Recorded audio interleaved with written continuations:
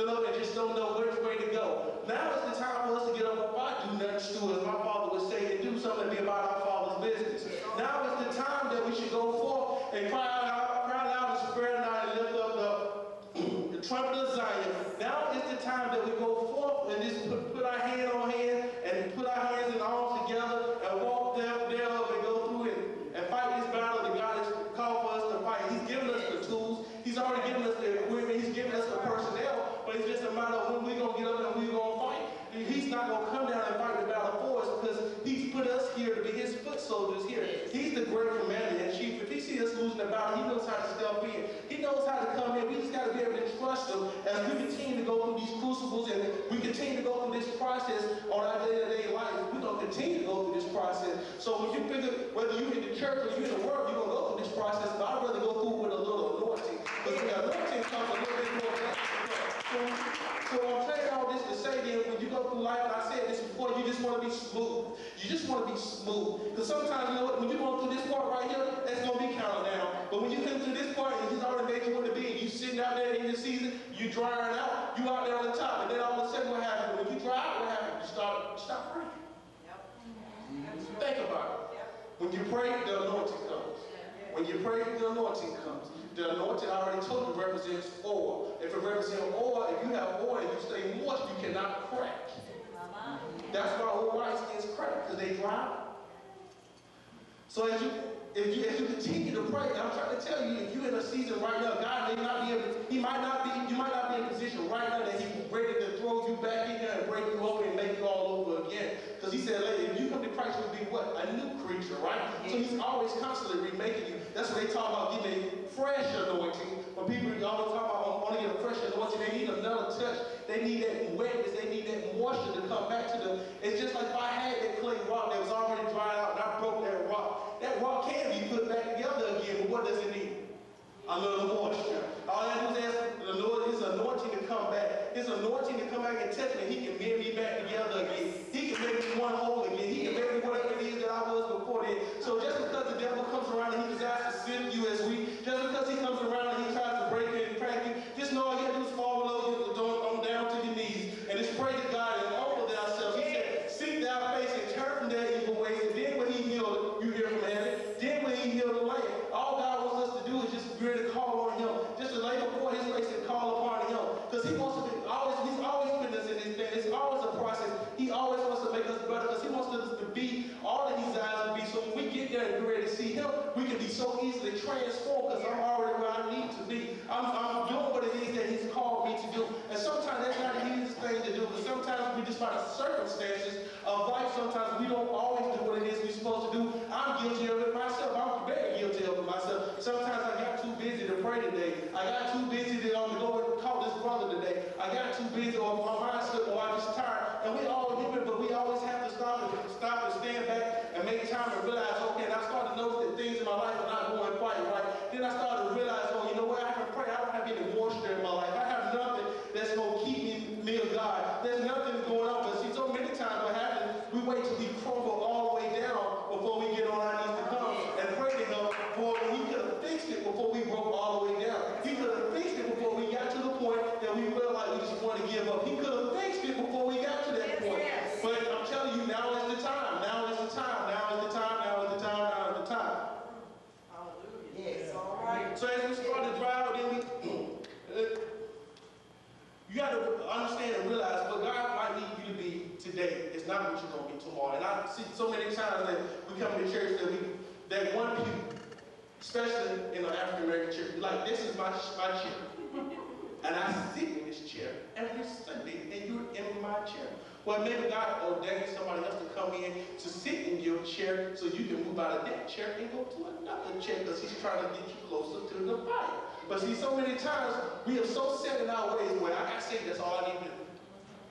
Or I got the Holy Ghost, but that's all I need to do. And that is true. So they say, yeah, you got the Holy Ghost, but he gave you that so you can give it to somebody else. Yes. He gave it to you so you can give it to somebody else. Because if my cup is full, I can't get no fresh anointing. That's right. So if I'm going around and I'm sharing what I have, when I come back on Sunday, when I want to get in the room of other believers, it's just like this. I'm going to give you a quick example. Say, for instance, We all have water bottles. And say Sarah uses her water bottle all the time. Sarah comes in, she's been giving everybody a sip of her water. And everybody, in a good sense, she's been giving everybody a sip of her water, and she's feeding people with her water. And I come in where I have a little bit, I haven't fed as many people as I should, but I do have some. What's supposed to happen? Every time we come here in the household of faith, there's supposed to be a big wash tub up here where we all pour our water back in here together. And everybody sticks their bottle back in, and everybody leaves with a full bottle. And that's how it's supposed to be. So we don't come here to do what? We just don't come here to take. We come here to give. We come here to give of ourselves. But God has put us here. He's given each of us a measure of faith. He's given each of us some faith. And that faith that we have to exercise it. So when we come back, okay, well, Sarah's been working hard this week. I shouldn't be jealous of her. Or I shouldn't be asking, well, Sarah, why did you give all your water away? I should be ecstatic that she gave all her water away. So when we put our water in the wash tub, and the pastor, and God flows through the pastor, and the pastor flows through, and the wash tub is full, we all put our bottles in there and dip them in and fill them out to somebody else. And if you keep getting fresh water, you can't catch germs. That's right. If your water's stagnant, you catch germs. That's right. If you ever been about a bowl of water that hasn't been moved in a while, it grows bacteria. It stinks. Watch out. It has a stench. It has things, and it's harmful to anybody who grows it. So that's the same as being this Christian that don't ever exercise their faith. This is the same as being this person who just sits around and says, well, I have the word, I have the truth. Yeah, I know Acts 2:38, one Lord, one faith, one baptism, blah, blah, blah, blah, blah. And that's all I ever sit on. Come on. And I take that water, and I'm going to feed it to John, and he don't. No, what do you want? It stinks. He smells it coming. Do you know what? He's been fed that same water over and over and over and over. And he said, you know what? I need a fresh word. So what happened was somebody come with something a little different.